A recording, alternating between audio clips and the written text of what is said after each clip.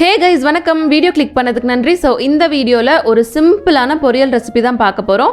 கோவக்காய் தான் எப்படி செய்கிறதுன்னு பார்க்க போகிறோம். இது ரொம்ப டேஸ்ட்டாக இருக்கும். உண்மையாலுமே ரொம்ப ஹெல்த்தியான ரெசிபியும் கூட. கோவக்காய் பிடிக்காதவங்க கூட இந்த மெத்தடில் ட்ரை பண்ணி பாருங்கள், உங்களுக்கு கண்டிப்பாக பிடிக்கும். ஸோ இந்த வீடியோ உங்களுக்கு கண்டிப்பாக யூஸ்ஃபுல்லாக இருக்கும்னு நான் நம்புகிறேன். எந்த டிலேவுமே இல்லாமல் டைரெக்டாக வீடியோக்குள்ளே போயிடலாம்.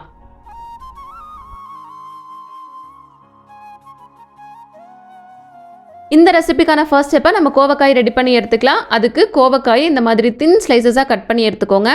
நீங்கள் இது மாதிரி ரவுண்ட் ஷேப்பில் கட் பண்ணாலும் ஓகே, வெர்டிக்கல் ஷேப்பில் கட் பண்ணாலும் சரி, இந்த அளவுக்கு தின் ஸ்லைசஸாக கட் பண்ணி எடுத்துக்கலாம். அடுத்து இந்த கோவக்காய்க்கு ஒரு மசாலா ரெடி பண்ணிக்கலாம். கோவக்காயோட டேஸ்ட்டே இந்த மசாலா தான். அதுக்கு ஒரு கடாயில் 1 டேபிள் ஸ்பூன் கடலைப்பருப்பு, 1 டேபிள் ஸ்பூன் உளுத்தம்பருப்பு, 2 டேபிள் ஸ்பூன் மல்லி, 1 டேபிள் ஸ்பூன் சீரகம், 1 டேபிள் ஸ்பூன் எள்ளு, அது போக கொஞ்சமாக வறுத்த வேர்க்கடலை சேர்த்து அடுப்பை சிம்மில் வச்சு நல்லா மணம் வர அளவுக்கு நல்லா வறுத்தெடுத்துக்கலாம். நல்லா மணம் வர அளவுக்கு வறுபட்டதுக்கு அப்புறமா இதுலேயே 2 காரமான வரமிளகாய் சேர்த்து ஒரே நிமிஷம் நல்லா ட்ரை ரோஸ்ட் பண்ணிவிட்டு ஸ்டவ் ஆஃப் பண்ணிக்கலாம். இப்போ இதில் 2 சிட்டிகை பெருங்காயத்தூள் சேர்த்து ஒரு தடவை நல்லா மிக்ஸ் பண்ணி விட்டுக்கலாம்.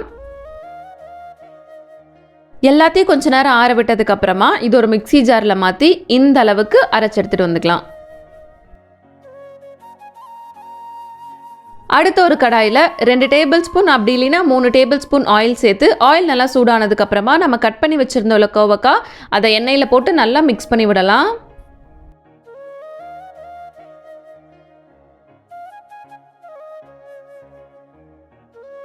கோவக்காயை எண்ணெயோட நல்லா வணக்கி விட்டதுக்கு அப்புறமா இதுலேயே 1/4 டேபிள் ஸ்பூன் மஞ்சள் தூள், 1/2 டேபிள் ஸ்பூன் உப்பு சேர்த்து ஒரு தடவை நல்லா மிக்ஸ் பண்ணி விட்டுக்கலாம். இப்போதைக்கு 1/2 டேபிள் ஸ்பூன் பொடி உப்பு மட்டுமே போதும். வணங்கினதுக்கு அப்புறமா டேஸ்ட் பார்த்துட்டு தேவைப்பட்டால் மறுபடியும் கூட சேர்த்துக்கலாம். இந்த இடத்துல கோவக்காய் எண்ணெயில் ஃப்ரை பண்ணும்போது அடிகனமான பாத்திரம் எடுத்துக்கோங்க. அப்படி இல்லைங்கிற பட்சத்தில் அடுப்பை சிம்மில் வச்சு குக் பண்ணுங்கள். இந்த அளவுக்கு நல்லா எண்ணெயிலே ஃப்ரை ஆகி குக் ஆகிருக்கணும். இந்த ஸ்டேஜில் உப்பு கரெக்டாக இருக்கான்னு பார்த்துக்கலாம். இப்போ நம்ம மிக்சியில் பொடி பண்ணி வச்சுருந்தோம்ல மல்லி சீரக மசாலா, அதையும் இதுக்குள்ளே சேர்த்து ஒரு தடவை நல்லா மிக்ஸ் பண்ணி விட்டுக்கலாம்.